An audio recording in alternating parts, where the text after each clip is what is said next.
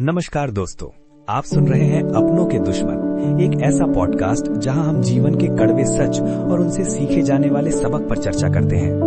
मैं हूं लोहित और आज मेरे साथ हैं अनीता। नमस्कार श्रोताओं, आज हम बात करेंगे विश्वासघात और गद्दारी की, और इस विषय को समझने के लिए हम एक प्राचीन कहानी का सहारा लेंगे, तीतर की कहानी। अनीता, क्या आप हमारे श्रोताओं को बता सकती हैं कि ये तीतर की कहानी क्या है? बिल्कुल रोहित, ये एक पुरानी लोक कथा है जिसमें एक तीतर के जीवन की करुण कहानी बताई गई है। कहानी कुछ इस प्रकार है। एक जंगल में एक तीतर अपने परिवार के साथ रहता था।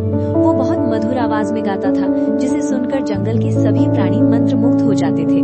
हाँ, और एक दिन एक शिकारी उस जंगल में आया। उसने तीतर का मधुर गान सुना और उसे पकड़ना चाहा।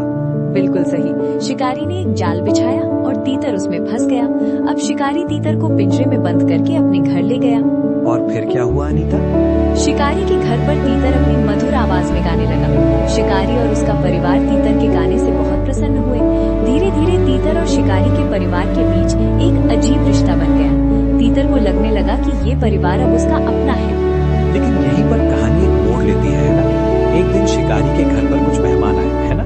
हाँ रोहित, और ये मोड़ ही कहानी का सबसे दुखद हिस्सा है। मेहमानों के आने पर शिकारी ने तीतर को मारकर उनके लिए भोजन तैयार करने का फैसला किया। जिस परिवार को तीतर अपना मानने लगा था, वही उसके जीवन का अंत करने वाला था।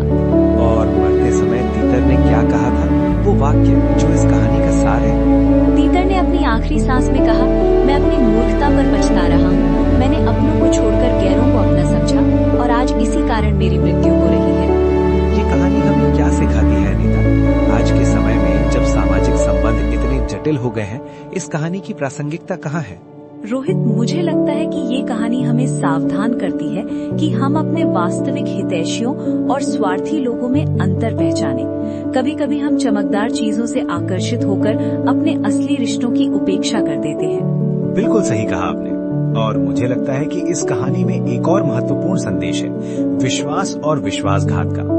तीतर ने शिकारी के परिवार पर विश्वास किया, लेकिन वास्तव में वह केवल उनके लिए एक वस्तु था, पहले मनोरंजन के लिए और बाद में भोजन के लिए। हाँ, और यही है जीवन का कटु सत्य। कभी कभी हम जिन्हें अपना समझते हैं, वे हमारा उपयोग अपने स्वार्थ के लिए करते हैं।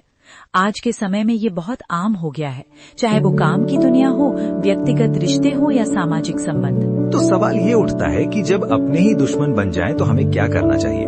क्या आपके पास इसका कोई उत्तर है? मेरा मानना है कि पहला कदम है अपनी आंखें खोलना और स्थिति का सही आकलन करना।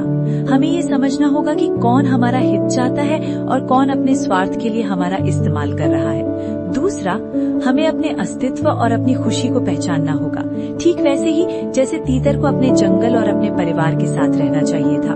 और तीसरा, शायद सबसे महत्वपूर्ण, हमें सीखना होगा कि सभी रिश्तों में कुछ सीमाएं होनी चाहिए। अंधविश्वास कभी भी अच्छा नहीं होता।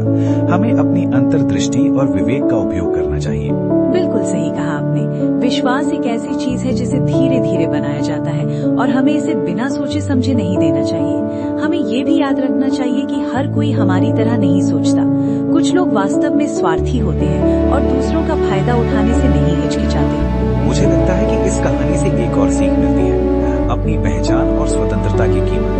तीतर अपनी आजादी खो देता है क्योंकि वह एक सुनहरे पिंजरे की चमक से आकर्षित हो जाता है। क्या हम आज भी ऐसा नहीं करते? क्या हम भी कभी कभी भौतिक सुख के लिए अपनी आत्मा को नहीं बेच देते? ये एक बहुत ही गहरा विचार है रोहित। आज हम सब किसी न किसी रूप में सुनहरे पिंजरे में कैद हैं, चाहे वो सोशल मीडिया की लत हो या फिर दिखावे की जिंदगी या फिर ऐसे रिश्ते जो हमें खुशी नहीं देते। हम अपनी वास्तविक पहचान और स्वतंत्रता को भूल जाते हैं। और शायद यही है विश्वासघात का सबसे बड़ा रूप, खुद के साथ विश्वासघात। जब हम अपने मूल्यों, अपनी पहचान और अपने लक्ष्यों को भूल जाते हैं, तब हम खुद के साथ गद्दारी करते हैं। बिल्कुल सही।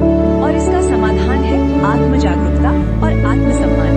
हमें अपनी कीमत पहचाननी होगी और उन लोगों से दूर रहना होगा जो हमारी कीमत नहीं समझते। तो दोस्तों, तीतर की इस छोटी सी कहानी से हमें जीवन के बड़े सबक मिलते हैं। विश्वास करें, लेकिन आंखें खुली रखें। अपनों के प्यार को पहचानें और उनका सम्मान करें। और सबसे महत्वपूर्ण, खुद के प्रति ईमानदार रहें। और अंत में याद रखें कि अगर आपके साथ विश्वासघात हुआ है तो इसका मतलब ये नहीं है कि आप कमजोर हैं। ये केवल इतना दर्शाता है कि आप में दूसरों पर विश्वास करने की क्षमता है, जो एक बहुत बड़ी शक्ति है। बहुत खूब। तो आज हमने तीतर की कहानी के माध्यम से विश्वासघात और गद्दारी के बारे में बात की। उम्मीद है आपको ये पॉडकास्ट पसंद आया होगा। अगले एपिसोड में हम फिर मिलेंगे एक नए विषय के साथ।